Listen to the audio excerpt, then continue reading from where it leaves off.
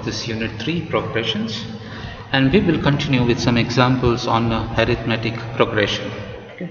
To recollect, we have defined an arithmetic progression as it is a sequence of numbers such that the difference between any two consecutive terms remains the same. Okay. And we wrote the general form of an arithmetic progression as a plus d, a plus 2d, a plus 3d, and so on. In general, the nth term of an arithmetic progression is written as a plus n minus 1 into d. Okay, so we wrote it with a notation. Nth term is Tn, it is a plus n minus 1 into d. So to determine whether a sequence of numbers is an arithmetic progression, what we do is we look at the consecutive terms, and the difference between any two consecutive terms remains the same. Okay, so the first term a and the common difference d, that is what determines an arithmetic progression.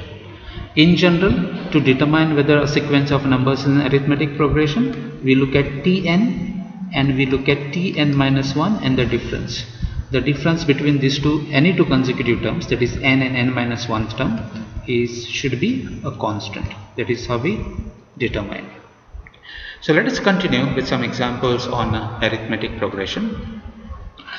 If for an arithmetic progression, its 7th and 10th term are 30 and 21 respectively, find its 5th term. Okay, so what is given to us is the 7th term and the 10th term. So 7th term is given to be 30 and the 10th term T10 is given to be 21. What we want is T5, that is the 5th term. Now how will I find T5? If I can find out what is in general the nth term of this arithmetic progression, I can always put this n equal to 5 and I'll get T5, that is the 5th term. Okay. In general, we know that the nth term of an arithmetic progression is given by a plus n minus 1 into d. So if I have to look at the 7th term, T7, what will be T7? It will be a plus 7 minus 1 into d. That is going to be equal to a plus 7 minus 1 is 6d. The same way, if I have to look at 10th term T10, it is going to be a plus n is 10 minus 1 into d, which is a plus 9d. And this 7th term is given to be 30 and this 10th term is given to be 21. So basically I have two equations, a plus 6d equal to 30 and a plus 9d is equal to 21. So if you subtract these two equations, a minus a will be 0, 6d minus 9d is minus 3d, 30 minus 21 is 9. So you will get d from this, d will be equal to 9 upon minus 3, which is minus 3. So I got d is equal to minus 3. Using this d, I can find out the value of a. So if I substitute in this equation, a plus 6 into d is minus 3, that is equal to 30. I am substituting in this equation. So that will give me a minus 18 is equal to 30, which will give me a is equal to 30 plus 18, that is equal to 48. So I got a is equal to 48. So what is the nth term of this arithmetic progression? A plus n minus 1 into d, that is minus 3. So if you want to find out the 5th term, what I want is the 5th term. You will put n equal to 5 and T5 is going to be 48 plus 5 minus 1, that is 4 into minus 3. 4 into minus 3 is minus 12. 48 minus 12 is 36. So the 5th term of this arithmetic progression is 36. Let us go to the next example. Find the 11th term of the arithmetic progression 3, 7, 11, 15. Okay, so this is an arithmetic progression here with a, the first term is 3 and the common difference is 7 minus 3 4. Okay, 7 minus 3 or 11 minus 7 or 15 minus 11, the common difference is equal to 4. What I want to find out is the 11th term.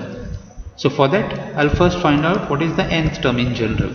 What is the nth term? It is a plus n minus 1 into d.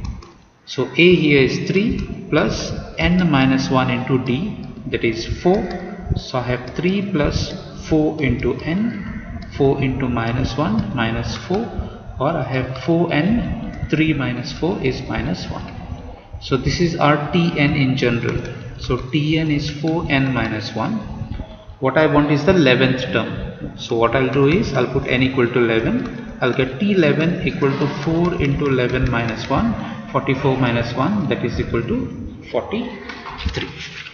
Okay, so these are just some illustrations on arithmetic progression, how different kind of examples that we have. Okay, and how this general form, the nth term general form can be used. Let us go to the next example. Which term of the arithmetic progression 49, 44, 39 is 9? Okay, so the arithmetic progression is 49, 44, 39 and so on.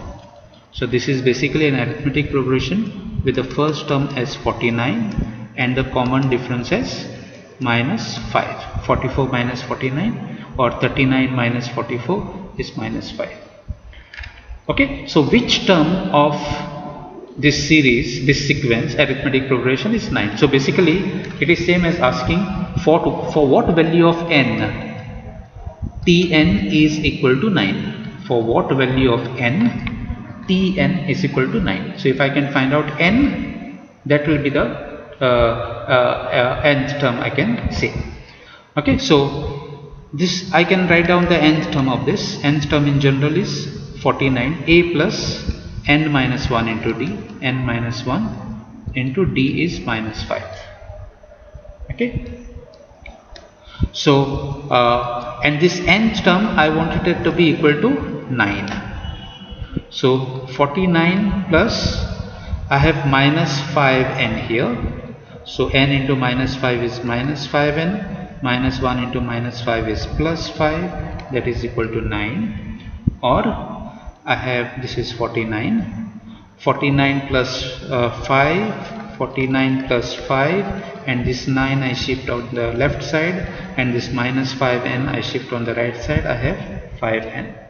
So I have basically 5n equal to 49 plus 5 is 54. 54 minus 9 is 45. And this will give me n is equal to 45 upon 5, that is equal to 9.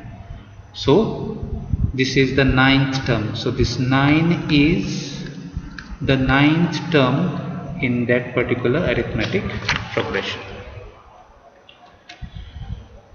Next example. If sum of 3 consecutive terms in an arithmetic progression is 12 and the sum of their squares is 50, find the three terms. So we are talking about 3 consecutive terms in arithmetic progression. So I know that if a is the first term, the consecutive term, next term is a plus d, and the third term will be a plus 2d.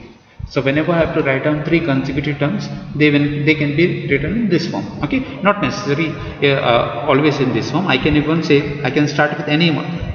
A plus 3d, if this is the first term, then a plus 4d will be the next term, and then a plus 5d. But to avoid any complications, we can say that these are the 3 consecutive terms. Okay, or instead of looking a plus d and a plus 2d, what will be the previous term? Before a comes a minus d. Because there is sum is involved here, sum of 3 consecutive terms. Okay, instead of taking a plus d and a plus 2d, I may even look at these as 3 consecutive terms. So I look at a minus d, okay, a and a plus d, instead of a plus d and a plus 2d. I could have very well considered this itself as 3 terms, but then why I am doing it that way is because when I look at the three consecutive terms, their sum, if I look at the sum a minus d plus a minus d, this sum is given to be equal to 12. Now because I took my three consecutive terms in this form, this minus d plus d is going to be 0.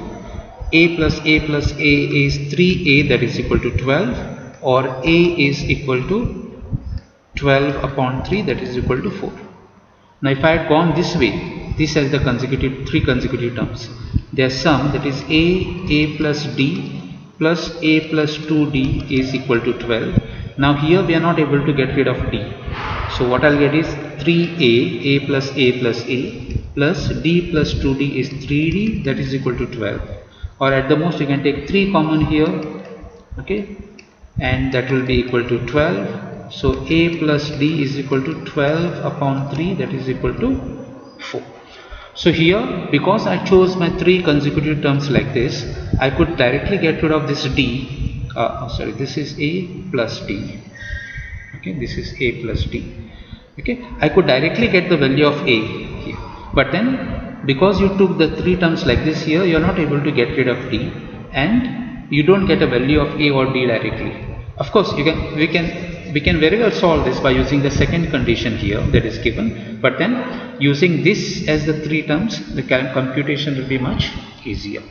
Okay, so whenever we have to consider three consecutive terms in arithmetic progression, we usually prefer considering the three terms in this form and not this form. Of course, it is not a hard and fast rule. Okay, so going back to that example here,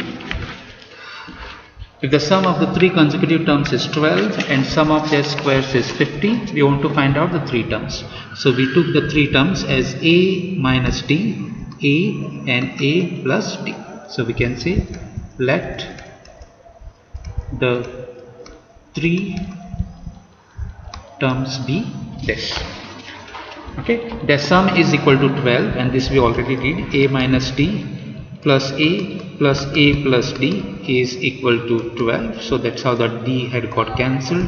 I had got 3a is equal to 12 and a is equal to 4. Now I'll go to the second condition. The sum of their squares is 50. So the sum of their squares, so I have to take the squares of each one of them. A minus d square plus a square plus a plus d square. So I took their squares and I took their sum. So the sum of their squares, this is given to be equal to 50. Okay, so this is, I already know that a is equal to 4, so I can very well substitute this a is equal to 4. So this will be equation which will be entirely in terms of d. Okay, so I may simplify this now. A minus d square, okay, as per the formula, it is a square minus 2ad, okay, plus d square plus a square as it is, plus, and this will be a square plus 2ad plus d square, and this is equal to 50. So this minus 2ad plus 2ad cancels, and this a is equal to 4, don't forget it. So this a is like 4 square, which is 16, plus this d square as it is, plus a is 4, okay, so it is 4 square, it is 16, plus again I have a square which is 16 plus d square which is equal to 50. So 16 plus 16 plus 16 is 48, d square plus d square is 2d square, and plus I have 48, and this is equal to 50, which will give me 2d square is equal to 50 minus 48, which is equal to 2. So I have 2d square is equal to 2, or d square is equal to 2 upon 2, which is equal to 1. So if d square is equal to 1, what is d? By taking the square root, it is plus or minus 1. Square root of 1 is plus or minus 1. So a is equal to 4, and you can take any one value of this d. So let's say if you take d equal to 1, then now you can generate these three terms. A is equal to 4. Previous term is a minus d, so a minus 1, that is 3, and the next term is a plus d, so a plus 4 plus 1, that is equal to 5. So these three terms that we are talking about are 3, 4 and 5. If you look at them, their sum is 12 and you can find the sum of their squares, it will come to 50. 5 square is 25 plus 4 square is 16, 25 plus 16 is 41 plus 3 square 9, that is 50. Okay. So this is one thing that we are going to follow if you have to calculate say 3 term, if you are looking at 3 consecutive terms in an arithmetic progression. We look at a minus d, a and a plus d. The same logic we follow, and in case we have to look at 4 consecutive terms. Okay, if I have to go by the direct form, 4 consecutive terms will be a plus d, a plus 2d and a plus 3d. But in case we are looking at some examples of this type, then using this as the 4 consecutive terms may become little tedious in terms of computation. So what we do is we consider a minus d and a plus d. Okay, now these are 2 terms which are with a difference of 2d. So the next term is a plus 3d and a minus 3d. So if you have to look at 4 consecutive terms in an arithmetic progression, this is how we look at. 3 consecutive terms, this is how we look at. So if we have 5 consecutive terms, you look at a plus d, a minus d, next is a plus 2d, and this is a minus 2d. So if you have to look at 5 consecutive terms, this is how we will look at. If you have to look at 6 consecutive terms, a minus d, a plus d, a plus 3d, next will be a plus 5d, here it will be a minus 3d and a minus 5d. So for odd number of terms, we look at a as the middle term, and for even number of terms, okay, this is how we consider the terms to be. Why is that? Because if I have to add these terms, we are always in a position to get rid of d directly, and we will get an equation in terms of a. But of course, if there is no sum that is given to you in that example, then there is no point in considering the 3 terms only in this form, because anyway, because the sum is not involved, we will not be able to get rid of this d. So in that case, you can take the 3 terms or 4 terms in any form that you want. So let us consider this example here. Sum of 4 consecutive terms in an arithmetic progression is 24 and their product is 945. Find the 4 terms. So as mentioned earlier, when it comes to the choice of 4 consecutive terms in an arithmetic progression, we take the terms as a minus 3d, a minus d, a plus d and a plus 3d. Okay, that's because, especially because there is sum that is involved here. Okay, so let this be the 4 terms, the consecutive terms of the arithmetic progression, and the sum is given to be 24. So if I consider a minus 3d plus a minus d plus a plus d plus a plus 3d, this has to be equal to 24. Okay, so this minus 3d plus 3d in this minus d and plus d, so that will get cancelled. A 4 times will give me 4 a's, a plus a plus a plus a, that is equal to 24, which means a is equal to 24 upon 4, that is equal to 6. So we got the value of a, that is equal to 6. Then we go to the second condition that is given. Their product is 945. Okay, so if I take the product of all these 4 terms, a minus 3d into a minus d into a plus d into a plus 3d, their product is 945. Okay, so we have to just simplify this and get the value of d. The value of a is already known, that is equal to 6, so that can be substituted here. Okay, so now if I look at these 4 terms, the product, the first and the last term here, they are in the form of a minus b into a plus b, and we know that a minus b into a plus b is a square minus b square. Okay, so this a minus 3d into a plus 3d will give me a square minus 3d square, a square minus b square. The same way, these 2 terms are again in the form of a minus b into a plus b. So a square minus d square, and this has to be equal to 945. So I have a square minus this 3 square is 9, so 9d square into I have a square minus d square, this is equal to 945. I'll simplify these brackets. Okay, so a square into a square will give me a raised to 4. Okay, minus this a square into d square is a square d square, then this term multiplied to this term, so minus 9d square into a square, so I'll write it as 9a square d square. I have 9, I have a square and d square with a negative sign, and this minus into minus will give me plus, and I have 9 into d square is d raised to 4, and this has to be equal to 945. So finally I have a raised to 4 minus a square d square minus 9a square d square is 10a square d square plus this 9d raised to 4, and this has to be equal to 945. Okay, this a is already equal to 6, so that can be substituted here.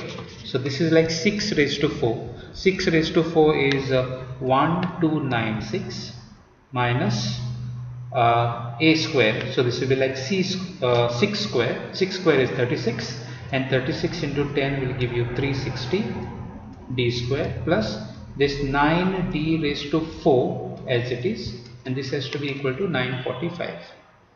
Okay, so let me read this as 9d raised to 4, okay, minus 360 d square plus 1296, and this 945 I shift on the left, so minus 945 equal to 0. So finally I reach at the equation 9d raised to 4 minus 360 d square, 1296 minus 945 is 351 equal to 0. So to find out the value of t, we have to solve this equation. Okay, so let me rewrite that equation again. So we have 9d raised to 4 minus 360 d square plus 351 equal to 0. Okay, you may look at this 9d raised to 4.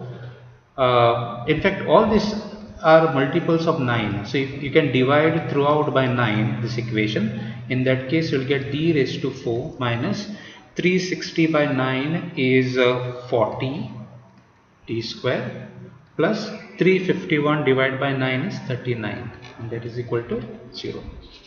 Okay, so we'll factorize this. This d raised to 4, you may look at it as d square square, okay, minus this 40 d square as it is plus 39 equal to 0. Okay, and this is like a quadratic equation by looking at d square as x. Look at this d square as x. So in that case this equation is like x square minus 40 d square, I am writing it as x, plus 39 equal to 0. And this we very well know how to factorize. We'll split the middle term. X square minus 40 is minus 39x minus 1x plus 39 equal to 0. Okay, so I'll take x common, x minus 39, here 1 common, x minus 39 equal to 0. So I have x minus 39 into x minus 1 equal to 0. So either x minus 39 is 0 or x minus 1 is 0. So either I get x is equal to 39 or x is equal to 1. Don't forget x is d square. So we are saying that either d square is 39 or d square is equal to 1. Now this 39 is not a perfect square for there to be a d square. So this 39 we rule out.